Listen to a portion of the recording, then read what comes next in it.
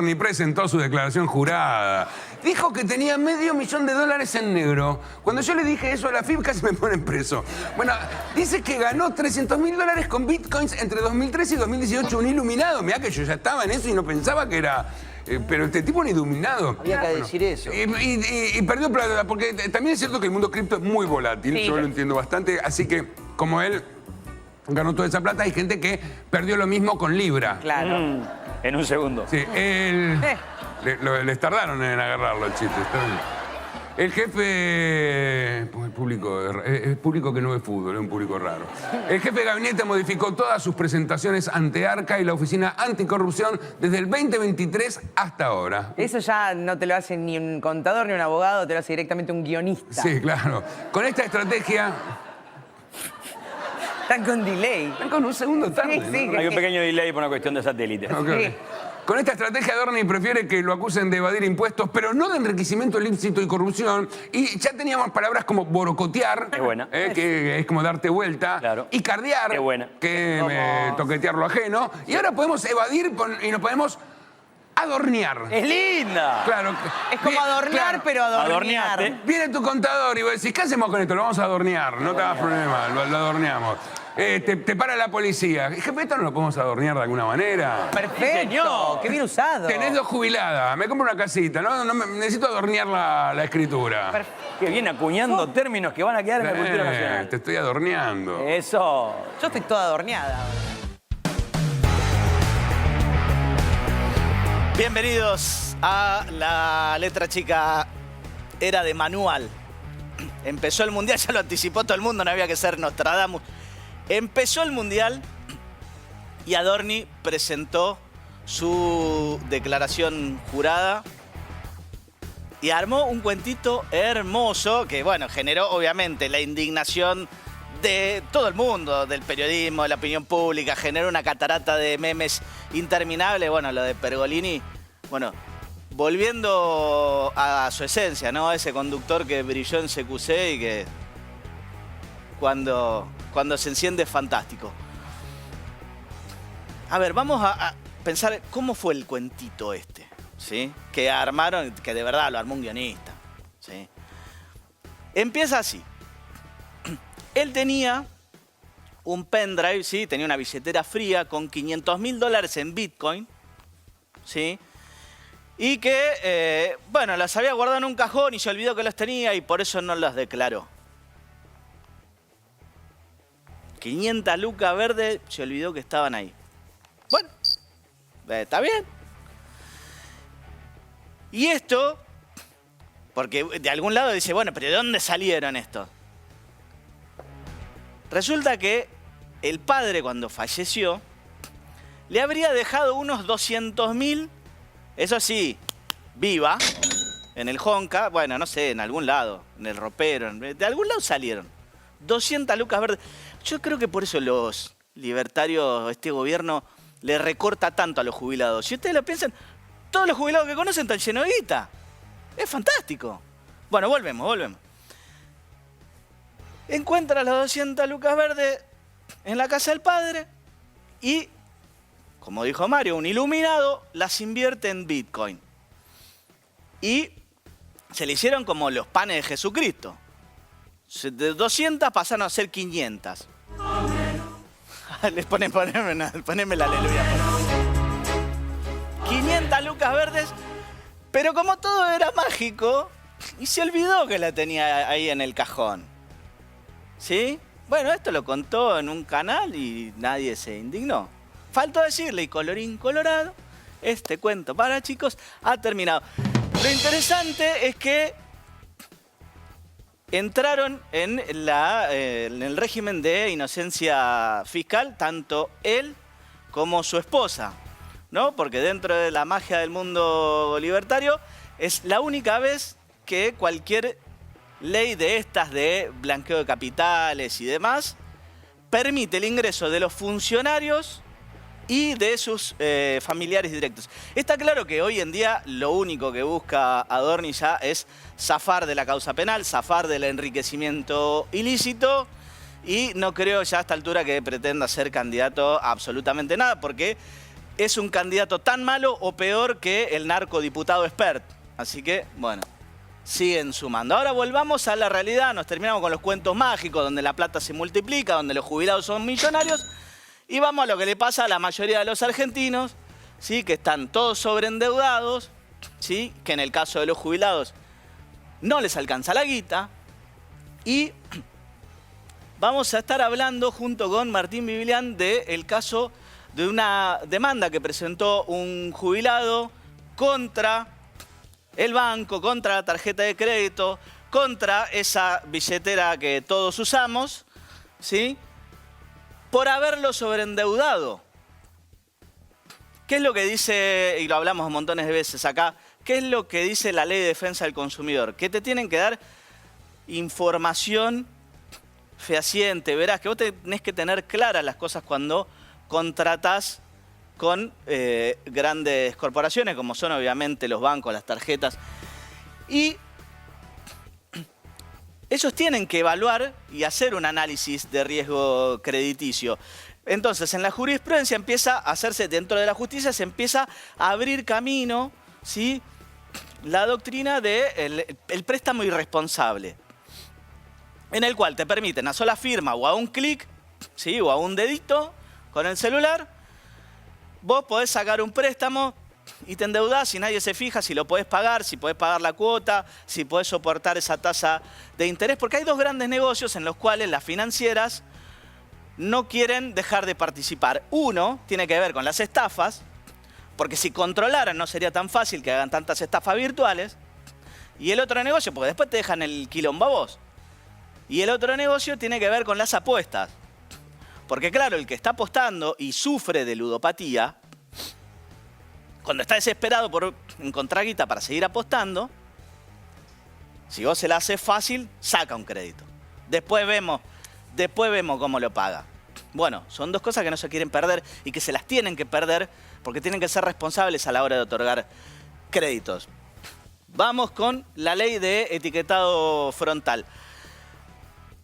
Desde el gobierno impulsa un cambio en la ley de etiquetado frontal. Desde el lado de la industria alimenticia lo que dicen es que, bueno, todos estos, los rombitos estos, que todas las cosas negras, te demoniza los productos. Sí, claro, te das cuenta que lo que vos creías que no tenía nada malo, resulta que sí tiene. Sí, recordemos que esto dice, bueno, cuando tienen exceso en calorías, en grasas, en sodio, en azúcar. Y desde el lado de los sectores de la salud lo que dicen es que esto ha mejorado y es efectivo para combatir enfermedades como son la hipertensión, la diabetes, la obesidad. Bueno, digo, uno de cada lado del ring vamos a estar hablando de este tema y de esta propuesta de ley o de modificación de la ley de etiquetado frontal. Y vamos a hablar también de otro proyecto que tiene el gobierno, que sería una modificación o una nueva ley de sociedades, en las cuales tiene cosas positivas, sí, que tienen que ver con eliminar todo el proceso de despapelización y hacer que se pueda utilizar la firma digital en las sociedades, que se puedan registrar documentos de manera digital, todo eso, bárbaro, ¿sí?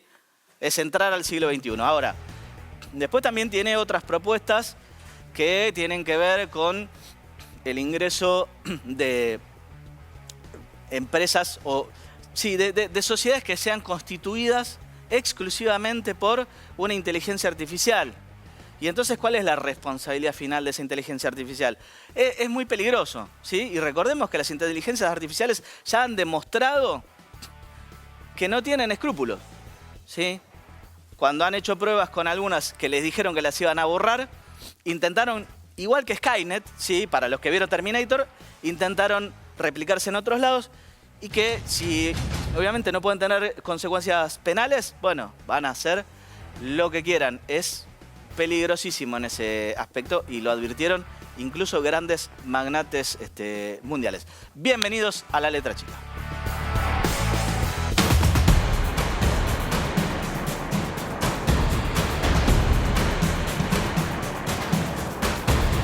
A Dorri se puede escribir, yo estoy seguro, vamos a empezar a ver inscriptos que son políticamente expuestos en ganancias que no pueden explicar cómo hicieron su movimiento patrimonial. Te lo firmo. 5 minutos después. Manuel Adorni solicitó ingresar al régimen simplificado de ganancias que habilitó la Ley de Inocencia Fiscal. Un verdadero bochorno. En cualquier otra circunstancia, esto significa la inmediata renuncia del funcionario. $890.000. Ese es el número total que la justicia cree que el jefe de gabinete, Manuel Adorni, gastó en los últimos 2 años y medio. Con el nuevo esquema, lo tuyo es tuyo. Tus dólares, tu decisión.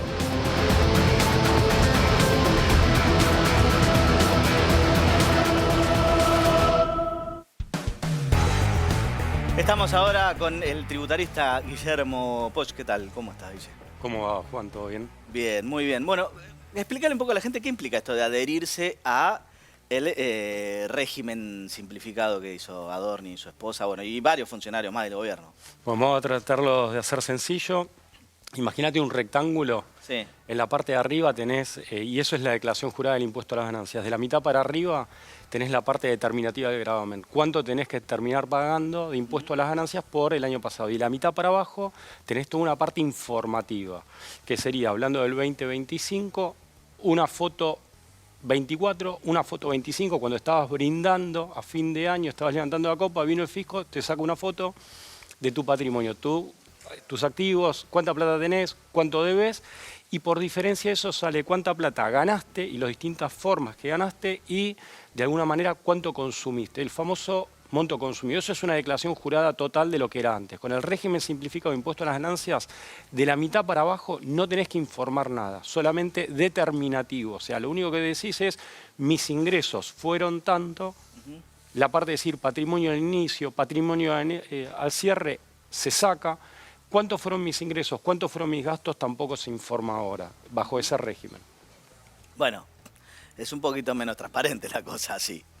De alguna manera sí, porque el régimen lo que intenta es, junto con inocencia fiscal, Sí. que ese, llamémoslo pequeño jubilado, siguiendo tu editorial, Sí. despensero, zona La Matanza, de alguna manera pueda poner esos fondos que recibió, que los tenía en el colchón y no tributó, Sí. volverlos a poner en el circuito y que de alguna manera no sea tan fácil estarlo, o sea, penalizarlo por esa omisión de un gravamen, no una gran evasión. El régimen lo que intentaba era generar casi un pseudo blanqueo, un pseudo sinceramiento fiscal Sí. y que determinado monto que Bueno, no... lo que dicen siempre, saquen los dólares del colchón. Totalmente, ese era el incentivo, quitarle un poco la lupa y que la gente diga, bueno, tenía unos manguitos, bueno, los agarro, voy, los puedo depositar en el campo, en el banco, comprar un inmueble, comprar un auto, una moto. Ese era el propósito o el espíritu de la ley, como nosotros Ahora, decimos técnicamente. Corregime si me equivoco, nunca hasta ahora los funcionarios pudieron entrar, ¿no? Porque era una En cuestión los sinceramientos siempre tenías una exclusión del funcionario público, su cónyuge, conviviente, bla, bla, bla, inclusive familiares colaterales. Un hermano o Sí, tu digamos, cuñado no podía tampoco entrar o tu cuñada no podía llegar a entrar bajo ningún régimen de sinceramiento fiscal por esa situación en particular. Sí, bueno, porque está pensado para evitar el enriquecimiento ilícito. Está totalmente, o sea, como poner un corset de que determinada gente, determinados, o sea, funcionarios, cargos de relevancia del Estado queden al margen de los sinceramientos fiscales para evitar eso casualmente, Juan, como vos decís. Sí. Ahora, bueno, en este caso, digo, bueno, Adorni viene, presenta y dice, bueno, yo tenía todo esto, me equivoqué en todas las declaraciones juradas anteriores. Entiendo que, bueno, hay dos cuestiones en las que se lo podría investigar. Una, la que ya está, el enriquecimiento ilícito, que, bueno, entiendo que es de donde quiere zafar. Y después estaría, si se quiere, digamos, el eventual juicio o lo que AFIP podría llegar a mirar. Totalmente. Siguiendo como vos estás abriendo en dos ramas del derecho, por así decirlo, un poco técnico. Sí, pero sí, la tributaria y la penal. Totalmente. Acá lo que hay que entender es, imagínate que estás en el medio de una tormenta, mucha lluvia. Una tormenta perfecta tiene. Abrís un paraguas y ese paraguas es medio chico, solo te cubre la parte tributaria. Eso es inocencia fiscal. Tal vez un blanqueo es más grande, ese paraguas te cubre la parte cambiaria, aduanera, fiscal, un poco más grande es un sinceramiento. Acá en inocencia abrís y estás un poquito un paraguas chico ahí medio que solo te Uno de los que compras en la calle, los baratitos. Totalmente, de los baratitos solo te cubre la parte tributaria, pero la parte judicial queda afuera. Te corriste tu paraguas ese, te estás mojando. Bien, ¿y Arca controlaría algo? Digo, para alguien, pensando un segundo, bueno, en esto, vos decís, el comerciante que por ahí dice, bueno, me meto, no me meto, Arca después lo va a ir a buscar, digo, porque el miedo siempre es, bueno, vos me la perdonás ahora este año, y después el año que viene me venís a buscar. Sobre todo cuando pasan estas cosas que hay la posibilidad de un cambio de gobierno. Seamos realistas, no están haciendo las cosas muy bien, las chances de renovar en el 2027 son escasas. Y todo el mundo dice, bueno, esta ley después viene la derogan y me parten la cabeza. Muy buena introducción / pregunta. Acá hay que entender, y déjame ir un poquito de nuevo para atrás, o sea... Sí. El régimen de ganancia simplificado más inocencia fiscal te da esa protección y además, inclusive en la ley de procedimiento tributario, tengo que ser un poquito técnico también para que la gente sepa el origen del porqué, vos podés rectificar y si es antes de una apertura de una inspección, no podés ser sancionado. Okay. Entonces, ahora bien, por 2025 vos tenés la posibilidad de bloquear todo. Entonces, dependiendo cómo... se haga la presentación, no soy su asesor fiscal, nada, y me imagino que el asesor fiscal, colega mío, no lo conozco, pero colega mío, le debe estar asesorando todo correctamente, él podría llegar a no ser penalizado desde el punto de vista del fisco. Ahora, si desde el punto de vista judicial te indicaran que tuviste un enriquecimiento ilícito vía 2025 y eso supera determinados porcentajes o montos, ahí claramente podría el fisco actuar e intentar aplicar gravamen debido y serían aplicarles también sanciones. Sí, ahora, pero para el ciudadano común esto no... Primero porque el enriquecimiento ilícito no se da, esto es solo para los funcionarios, pero digo, el ciudadano, vamos un segundo al ciudadano común. ¿Ese queda blindado si entra hoy? Digo, por más que le deroguen la ley, qué sé yo, judicialmente queda blindado. La pregunta, o sea, del cliente y también un poco la introducción que vos hacías, eso se va a cumplir y también lo que decías en la pregunta anterior, esto va a traer ruido desde el lado de la reforma que se está intentando introducir y que la apruebe el Congreso, inclusive año 2027. ¿Tienen otra reforma más en curso? De alguna manera hay una reforma al régimen porque de alguna manera siempre estaba ya esa inquietud. ¿Y qué pasa? Pasado mañana, cambio de gobierno, si hay cambio, si no hay cambio con inocencia fiscal. O sea, si se está pidiendo la modificación, claramente es que tanto el régimen no funcionó.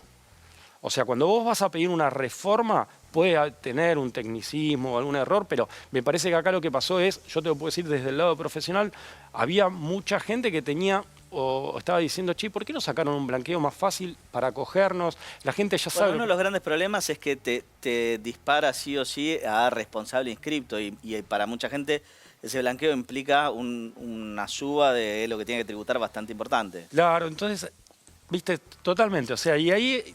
aparecen esas inquietudes que un blanqueo no te da. La realidad es eso. Entonces, ahora, con esto yo creo que un poco la gente va a preguntar inclusive menos porque el régimen está siendo muy observado desde que toda esta semana se estuvo conversando este tema. Lo veo complicado inclusive a futuro que permanezca en el tiempo de, si esto, 2027, me parece que la gente puede llegar a decir, che, esto la verdad, medio como que se lo armaron... para ustedes. O sea, sí, de hecho entraron un montón de funcionarios en el régimen. A ver, uno al cliente en líneas generales puede haber particularidades. Sí. Esa situación de vos llamarlo al cliente y decirle, che, me pasás todos tus gastos, me da toda tu tarjeta de crédito. Y te voy a decir, pero si salió este régimen, no necesariamente implica que alguien que entra al régimen simplificado de ganancias es que es un evasor. Eso es primero hay que decirlo, pues si no, che, vos te presentaste, sos un evasor, máxime cuando de alguna manera se habla como que se evade mucho en la Argentina. Ahí lo que te puedo decir, Juan, es de alguna manera que el régimen te facilita también. O sea, en ese ciudadano a pie no tener que presentar todos los papelitos del gasto, que cuadren todas las cosas, 1000 preguntas por parte del contador. La verdad, el régimen ayuda y tiene su faz buena. Después, si alguien lo utiliza mal, eso es otra cuestión ajena a nuestro ámbito de injerencia. Bien. Guillermo, muchísimas gracias. Bueno, un gusto. Ahora vamos a hablar un poquito de esta cuestión que están sufriendo muchísimos argentinos, del sobreendeudamiento y sobre todo del otorgamiento irresponsable por parte de las entidades financieras de los créditos. Pensemos lo siguiente, la responsabilidad no está solo en cabeza del consumidor, ¿sí? Sino que tiene que estar también en cabeza de aquellas entidades que son las responsables de analizar tu capacidad. Antes se analizaba la capacidad crediticia que tenía el que iba a solicitar el préstamo. Ahora, bueno, te lo dan así nomás y después pagalo como puedas y si no, te ejecutamos. Vean el informe.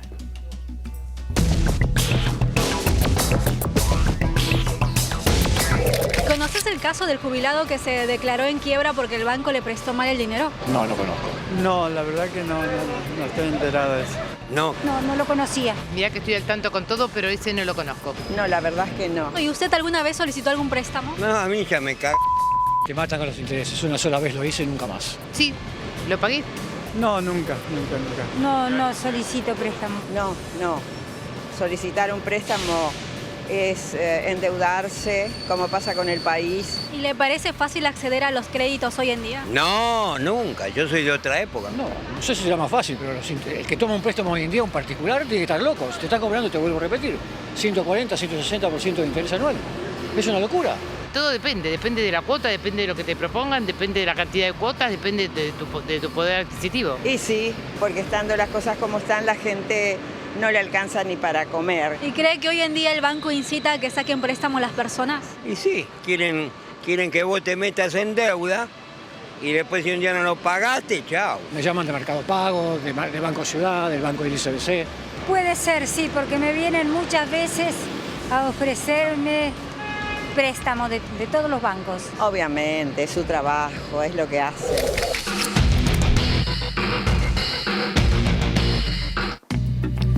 Estamos ahora con Martín Bibilián, previsionalista. Martín, ¿cómo estás? Lindo paseo te diste, ¿eh? Sí, la verdad que sí. Bueno, muy Otra vez merecido. aquí. Escúchame, ¿cómo es esto del caso del jubilado que los demandó a las entidades bancarias, a la tarjeta, a la billetera, a todos? Es un caso muy importante que sienta un precedente y que puede llegar a avanzar y darle la razón al demandante. O sea, un jubilado de la provincia de Misiones demandó a entidades financieras, a bancos, a las tarjetas de crédito y a las empresas de gestión de cobranzas, también por presión indebida. Entonces, este señor en enero del 2024 arrancó con un préstamo de 1.400.000 pesos, pagando 35.000 pesos de cuota. Sí.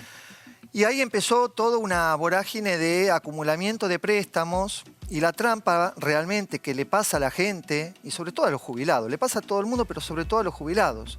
Sí. O sea, el problema no es que haya pedido su propia quiebra, el problema es que en realidad la gente tiene que pedir un préstamo, los jubilados, para poder pagar gastos corrientes. Claro. No está pidiendo un préstamo para irse de viaje o comprar un auto, está pidiendo un préstamo para poder comprar remedios, para poder llegar a fin de mes, para comer o pagar la luz. Sí. Entonces, acá es lo que se aparece como la nueva figura de sobreendeudamiento inducido, Sí. que plantea el actor, jubilado de 70 años.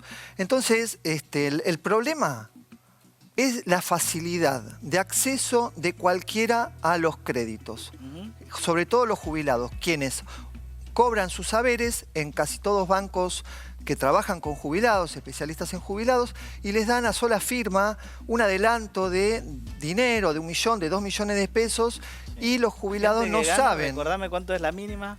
460.000 pesos. Estamos hablando con bono. Sí.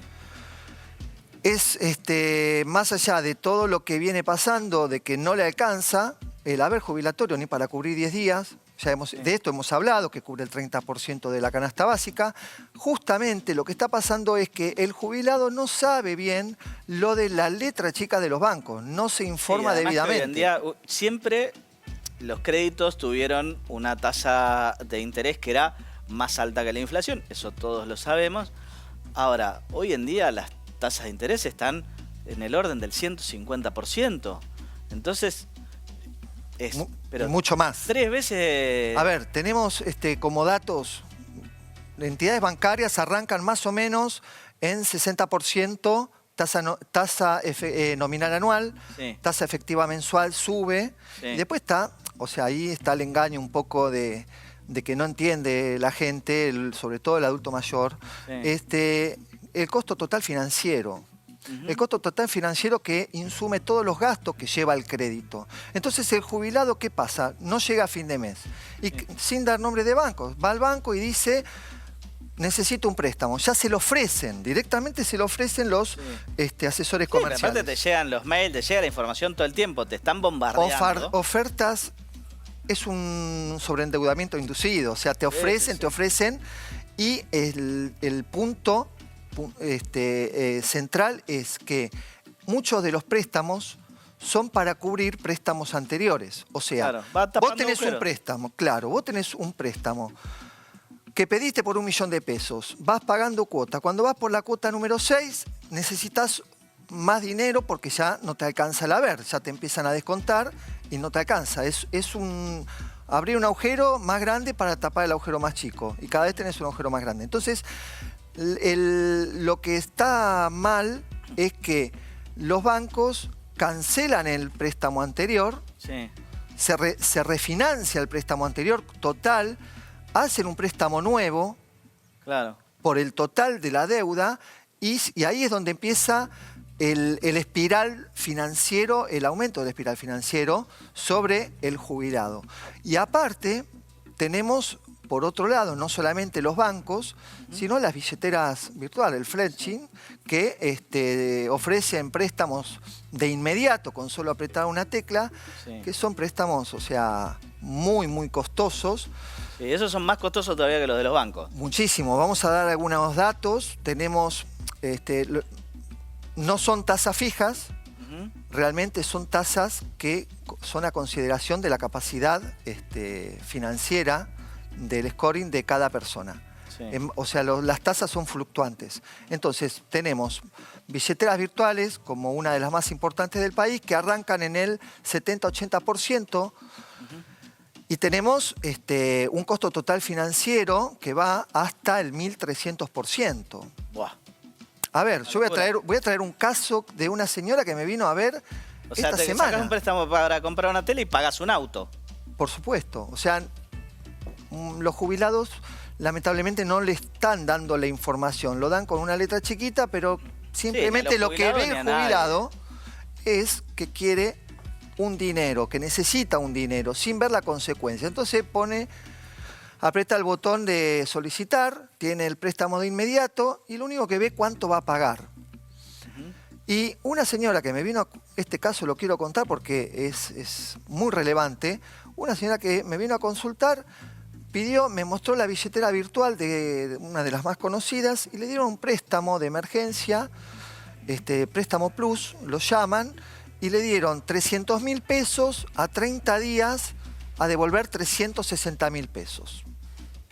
Estamos hablando... Eso es un 20%, 20% mensual. 20% mensual. Y cuando nos ponemos a estudiar un poquito la letra chica del préstamo, un costo total financiero de 1.300%. Claro. El problema es que el jubilado no está informado y ahí es donde cae en esta vorágine, como este jubilado que ha presentado una demanda, demandando a todos Sí. por refinanciación, por intereses sobre intereses, pidiendo una reestructuración de toda la deuda. Y incluso, si no ha lugar, el juez pidió su propia quiebra como persona humana, no comerciante, Sí, para poder salir de eso. O sea, este jubilado cobra $1,5 millones de pesos, las deudas fueron trepando de refinanciación en refinanciación a 150 millones. Es la última deuda que tiene. ¿De cuánto, cuánto? De 150 millones. ¿Y de cuánto partió? Enero 2024, 1.500.000. No, es una locura. Una locura. 9 préstamos son de la misma entidad financiera para refinanciar lo que va dejando. Claro, no puede pagar, a la tercera cuota se te cae el plan. Hacemos una más cara. Claro, te cancelamos este plan, te damos 1 millón más, te refinanciamos todo y empezás de cero. Tengamos en cuenta que casi todos los préstamos que están en vigencia en plaza son con sistema francés, que lo que empezás a pagar son intereses, o sea, no baja capital. Sí, el sistema francés es como una diagonal trazada. Al revés. Las primeras cuotas son todas de interés y poquito de capital, y recién al final pagás casi capital puro y prácticamente nada de interés. Exactamente. Entonces, o sea que vos vas pagando y todavía seguís debiendo la misma cantidad de plata en realidad. Exacto.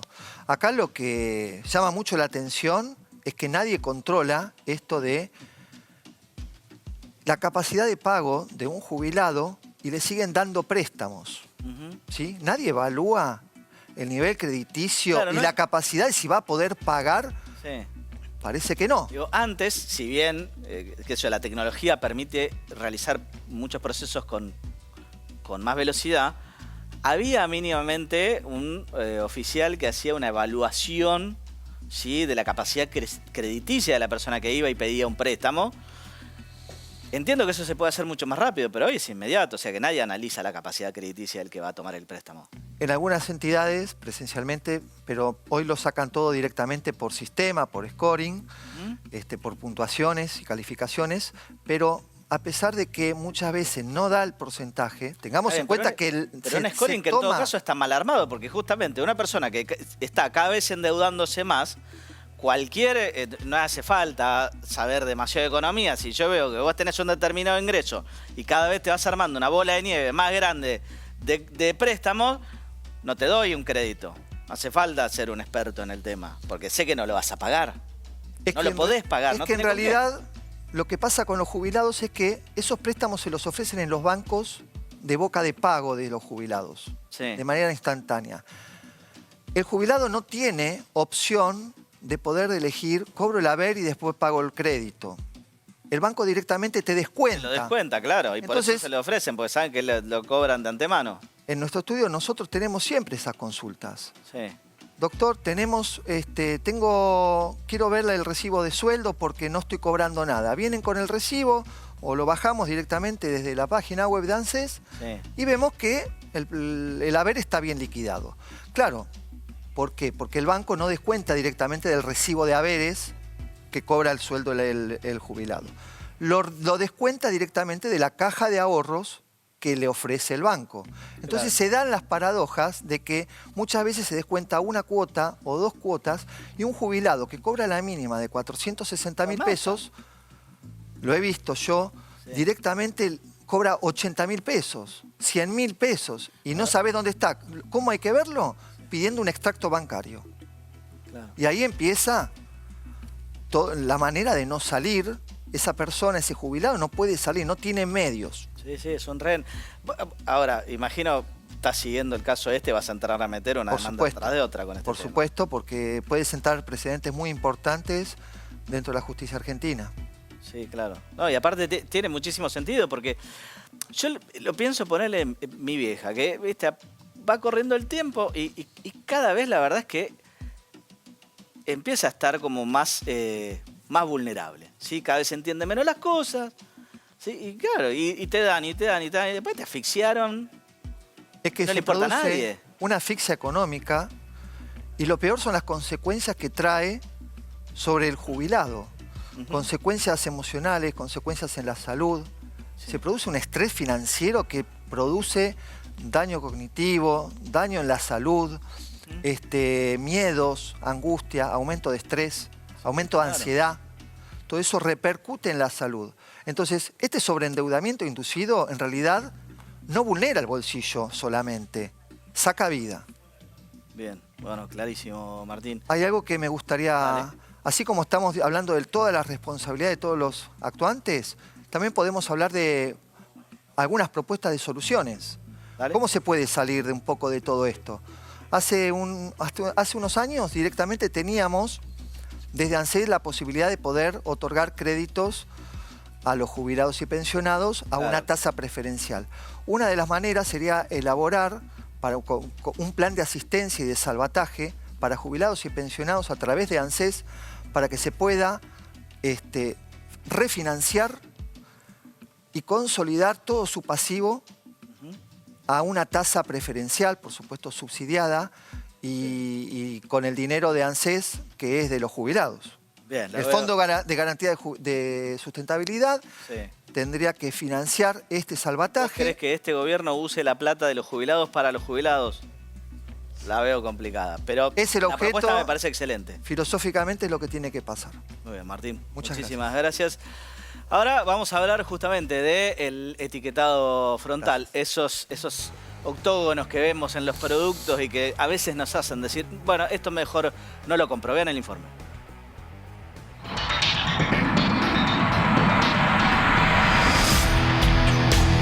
¿Mirás los sellos negros a la hora de comprar alimentos? No, no los veo porque ya sé que todo es un poco venenoso.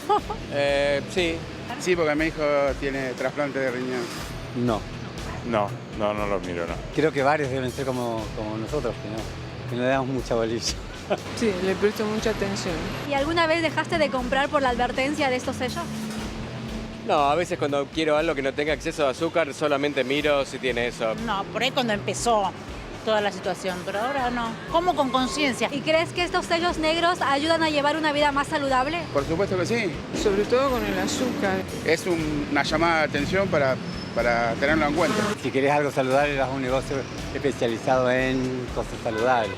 Es un elemento más. Después tiene que ver con la conciencia de cada uno, con la educación y un montón de otras cosas. Es un elemento más. ¿Y estarías de acuerdo con que eliminen la ley de etiquetas frontales?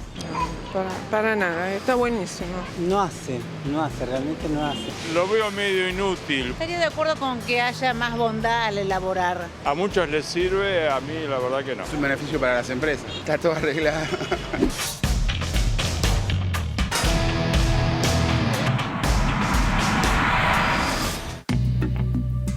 Estamos en comunicación con Ana Chesi, ella es nutricionista. ¿Qué tal, Ana? Juan Pablo Godoy Vélez te saluda. ¿Cómo estás, Juan Pablo? Buen día.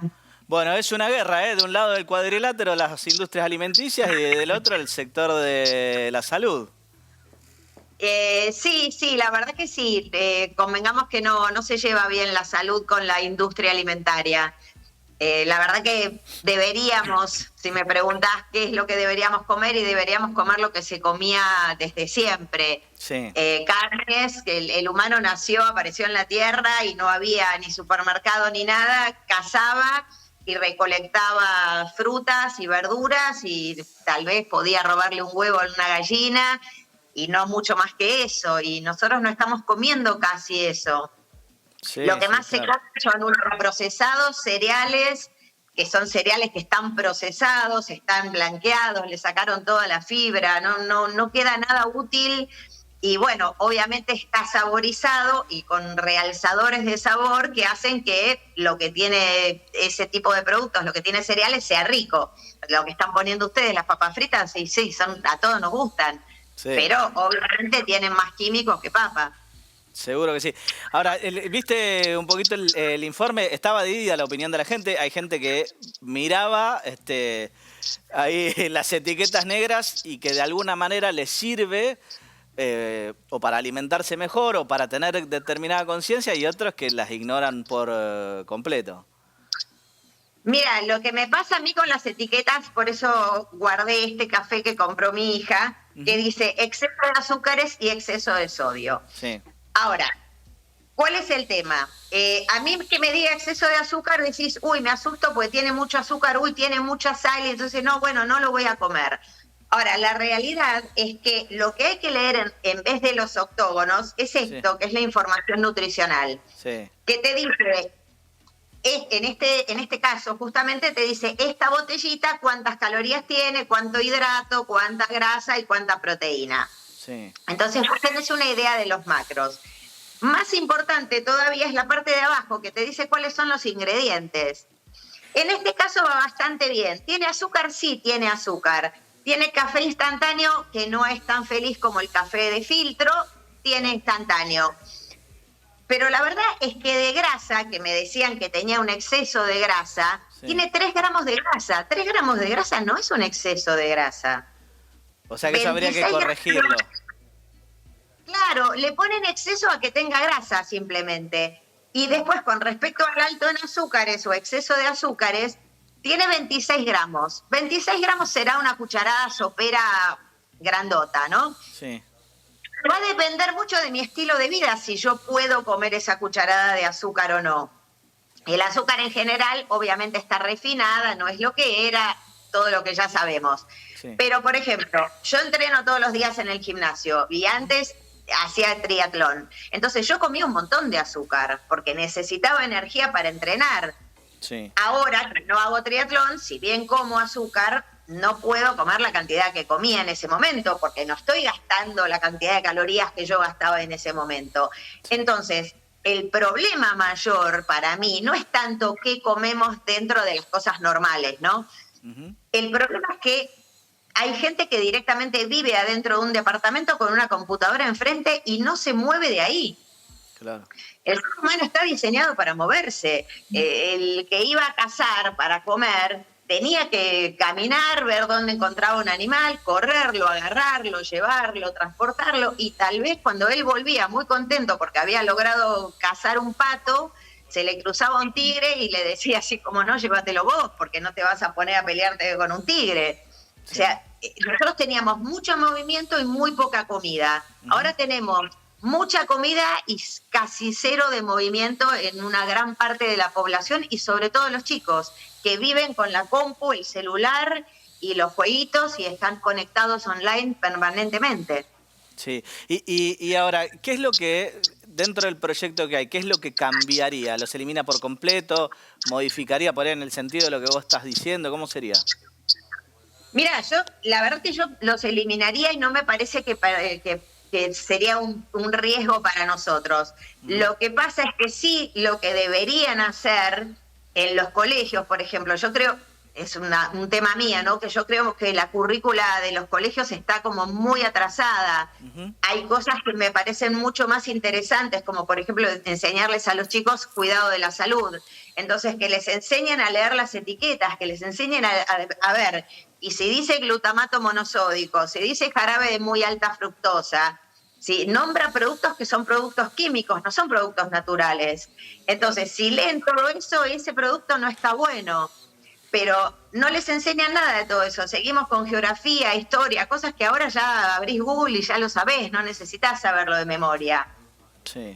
Entonces, me parece que lo que falta realmente es educación alimentaria. Es que el chico llegue al colegio, no sé, con un juguito de esos de caja que están llenos de azúcar y llenos de colorantes, sí, y llenos de conservantes, porque te ponen, por ejemplo, en algunas marcas de panes, te dicen 0 conservantes. Sí. El pan Lactal apareció el Fargo, el primero, cuando yo tenía 11 años.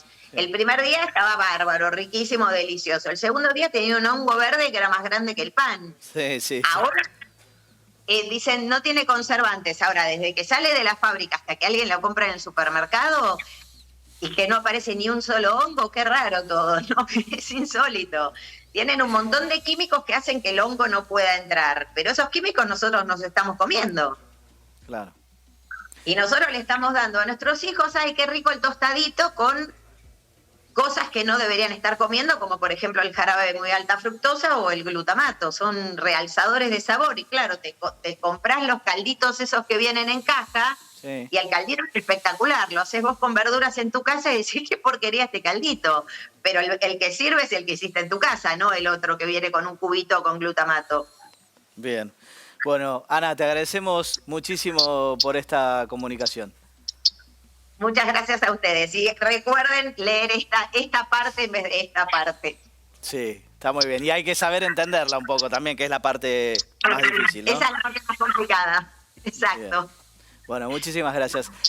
No, gracias a ustedes, chicos. Ahora vamos a pasar a otro proyecto de ley del gobierno que tiene que ver con la ley de sociedades, con, como les dije anteriormente, algo que me parece bien, es una actualización, es entrar al siglo XXI y algunas cosas que son un poquito más discutibles. Vean el informe.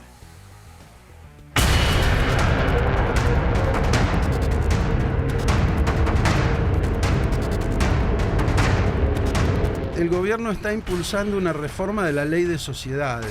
Por supuesto, incorpora el tema de la inteligencia artificial y hay nuevas figuras jurídicas. Esto es lo muy llamativo, empresas operadas íntegramente por algoritmos de inteligencia artificial que no requieren empleados para su funcionamiento cotidiano. Y finalmente aparece otra figura, que es la corporación no humana, una nueva categoría que son entidades operadas por agentes de inteligencia artificial o robots, pero en toda la cadena, no ya una empresa, una corporación.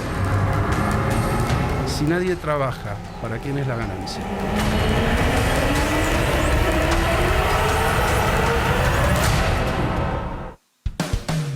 Nos acompaña ahora Belén Ortega, abogada especialista en temas de inteligencia artificial. Estamos al borde de Skynet ya. La realidad es que, a ver, por un lado lo que es la nueva ley de sociedades es un avance y es un punto positivo que yo digo hacia el gobierno, en donde necesitábamos una modificación a la ley impositiva de la ley societaria. Ahora, el tema de lo que son las sociedades de inteligencia artificial, todavía hay un gris en ese proyecto de ley. ¿Por qué? Porque lo que impulsa la ley de societaria dentro de lo que son la creación de inteligencias artificiales es poner en la mesa de decir, ok, así como yo tengo una SRL o una SA, puedo tener una sociedad, una forma jurídica de lo que es una sociedad hecha con inteligencia artificial y soy yo sola con un equipo de agentes de inteligencia artificial o tengo un programador. Entonces tenemos la figura del CEO o del directorio, la figura del programador o el especialista en inteligencia artificial y el resto tecnología. El tema es, ¿qué sucede si de repente, porque lo que la nueva sociedad de inteligencia artificial son sociedades automatizadas, lo que nos dice es, ok, yo puedo tener una empresa tecnológica de inteligencia artificial, de automatización y sus derivados, o puedo tener una empresa de robots, que hoy es lo que estamos empezando a ver hoy un poco alrededor del mundo.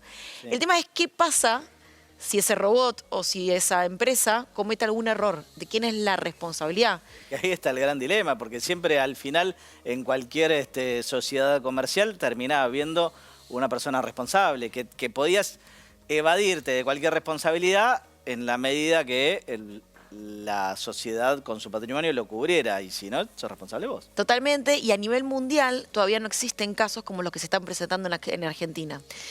A nivel mundial tenemos las famosas DAO, las que podemos firmar a través de los contratos de blockchain, donde nosotros podemos empezar a... ¿Qué es una DAO? Perdón, para la gente. Una DAO es una sociedad en donde yo puedo firmar contratos digitales y está relacionado mucho con lo que es el mundo cripto y el mundo de la tecnología.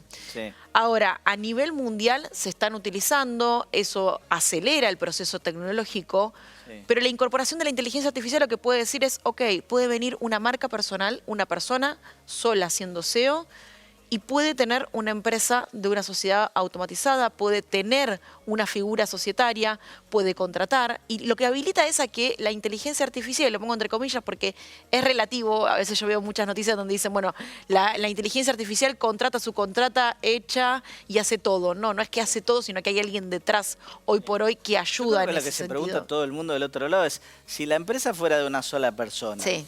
¿Para qué necesita una sociedad? Y a veces por la figura jurídica. Hay que ver la letra chica de lo que se está presentando en el Congreso. Responsabilidades. Hay que ver la letra chica de lo que se está presentando. Porque, a ver, si la responsabilidad es del ingeniero, del programador o del CEO que está armando esta sociedad, sí. Ok, lo que te da quizás es un beneficio impositivo. De hecho, hoy tenemos un proyecto de ley en paralelo que es lo que es el Distrito Federal acá en la calle Corrientes, y tiene toda una parte en el centro en donde el PRO está impulsando esto de ser un hub tecnológico. Sí. Que les da a las empresas tecnológicas la posibilidad de beneficios impositivos, exenciones en ganancias, en ingresos brutos, tiene como muchos beneficios. Ahora, visto desde ese lugar, está bien, puedo tener una figura jurídica, me permite que yo no sea solamente responsable en cripto, sino que me pongan una figura jurídica que me permita beneficios para desarrollarme a nivel tecnológico. Está bien, pero siempre con un humano atrás. Siempre con alguien que al final termina siendo el responsable de toda la cadena. Es que la realidad es que no hay empresas hoy que no sean, y te hablo de hoy, a futuro veremos cómo se desarrolla la tecnología. De hecho, hace poco, para traer una noticia que fue muy importante, hace 2 semanas el Papa presentó lo que es todo un documento que lo que habla es del futuro de la humanidad. Y fue la primera vez que la religión y la tecnología se juntaron en un mismo lugar, donde estuvo el cofundador de Anthropic, que hoy es Cloud, la última inteligencia artificial más desarrollada que tenemos. Sí. Y lo que dijeron es... que según muchos es la mejor. Yo digo, es relativo. Como especialista digo, es relativo, es la mejor hoy. Sí. Pero estamos en una carrera Sí, que de va muy rápido. peleas con inteligencias artificiales donde a ver quién saca lo más nuevo. Ahora, lo que dijo el cofundador de Anthropic fue, ok, tenemos mucho miedo del desplazamiento laboral, que ya está ocurriendo. Sí. Hoy en Argentina hay muchas empresas que están desplazando a las personas porque están automatizándose. Ahora, la pregunta no es si va a seguir ocurriendo o no. Acá la gran pregunta es, ok, ¿qué función cumple el ser humano? ¿Cómo el ser humano puede salirse de la figura de empleado y empezar a emprender para poder adentrarse en este nuevo mundo, donde se requieren más emprendedores, donde el modelo laboral está cambiando? Sí. Y también el hecho de, ok, pasa esto. ¿Qué hacemos a nivel Estado para poder afrontar este nuevo mundo? Y acá hay algo interesante que el presidente Javier Milei esta semana sacó una nota muy interesante en el The Economist, también fue muy juzgada, donde lo que dijo es, hay que hacer un proceso, y acá se contradice un poco con lo que dijo Federico Stroessner, el ministro de Desregulación, en febrero, que dijo, no vamos a regular, no queremos regular, mientras yo esté en el poder no va a haber regulación. Sí. Milei lo que dijo fue, hay que innovar, hay que regular cuando sea necesario, ahí cambió un poquito lo que es el repertorio, y hay que seguir innovando, a lo cual yo me adentro como especialista, lo que yo veo es, hay que innovar sí, porque si no innovás no salís al mundo de lo que es la tecnología hoy que avanza y que no tiene fronteras. Sí. Pero también hay que educar como segunda opción y hay que regular cuando el ser humano se ve afectado en su integridad. Entonces, esta ley de sociedades lo que tiene que tener es una mínima regulación para que haya un responsable de ser humano. Claro, seguro que sí. Hay algo, sí, muy bien lo que dice Belén, y la verdad que me queda la duda de cómo esta sociedad líquida continuamos desfinanciando el sistema de la seguridad social, porque cada vez... sí, está claro que esto... Claro, o sea, cada vez menos. Cero. Entonces tenemos cada vez el pacto intergeneracional, cada vez se va licuando más, los jóvenes no quieren aportar, o trabajan de cuentapropistas y no aportan, y no podemos financiar el sistema previsional de los adultos mayores de la actualidad. Es que acá hay un tema importante que es que si empezamos a ver como hechos aislados todo lo que está sucediendo, es qué va a pasar con el futuro de si nosotros en las próximas generaciones, si realmente nos vamos a jubilar o no. Y esto es un caso que no se debate solamente acá en Argentina, en Estados Unidos, en todos los países se está debatiendo qué va a pasar con el futuro del ser humano. Exacto. Porque también las nuevas generaciones, hoy las nuevas generaciones no piensan en un empleo como lo pensábamos nosotros. Hoy las nuevas generaciones piensan en viajar, piensan en fundar empresas. Tienen dentro de su modelo mental el hecho de que puedo emprender hoy una cosa y mañana otra, y la tecnología también te lleva a eso. El tema es que a nivel nacional tiene que haber una política de inducción, de adopción y de integración de la inteligencia artificial y de la tecnología para que esa brecha de lo que está sucediendo hoy en día y que de acá a diciembre vamos a ver muchas más cosas a nivel tecnológico pueda reducirse. Porque si no estamos en donde, por un lado, a nivel tecnológico en Argentina estamos siendo pioneros en algo muy grande, que es esto de impulsar las sociedades de inteligencia artificial, el data center de Vaca Muerta de ChatGPT, lo que es el hub tecnológico acá en Chubut y en distintas provincias. Pero ¿qué pasa con las personas? Entonces acá tiene que haber innovación, que me parece espectacular, tiene que haber educación y también regulación. Es como una triada que tiene que estar dentro del país para que realmente no esté afectado la población. Bien. Vamos a ir a un breve corte y seguimos hablando de este tema. No se muevan.